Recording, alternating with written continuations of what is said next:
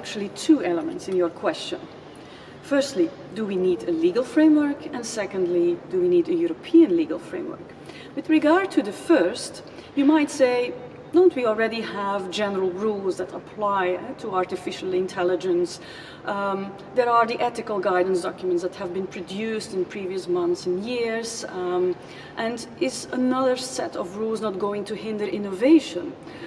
Well, with regard to the ethics guidance documents, which are indeed very valuable, because they have illuminated the debate, they have crystallized the key issues involved, but compliance with these ethics documents is based on goodwill.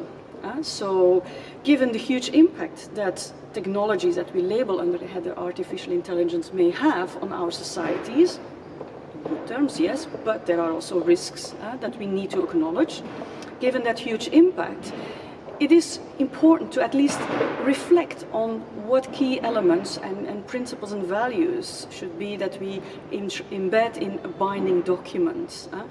To give an example of an area in which the Council of Europe has developed such a binding document without hindering innovation is the Oviedo Convention with regard to biotechnology. That didn't stop research in that area, but it has set out clear boundaries. No human cloning, no production of human embryos for research.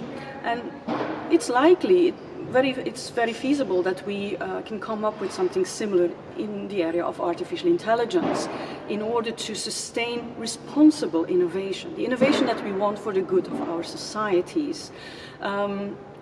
This is also important to generate trust in all parties involved, citizens, of course, to start with, but also those who now develop and want to deploy artificial intelligence technologies.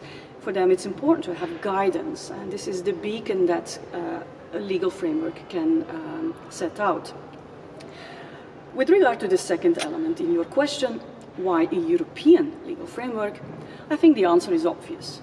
The Council of Europe, being the oldest political organization in Europe, with its 47 members, all committed to respecting the European Convention of Human Rights, has such a rich tradition, a strong track record in legal standard setting when it comes to human rights, democracy and the rule of law.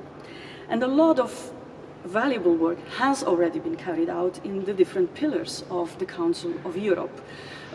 Interesting studies have been produced, and soft law is being developed, for instance, with regard to the human rights impact of algorithms.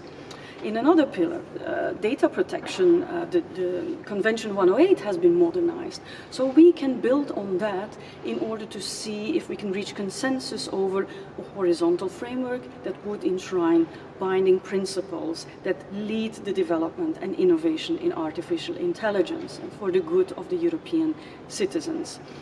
Of course, this will be done taking into account developments at the international and the national level and based on a wide multi-stakeholder discussion.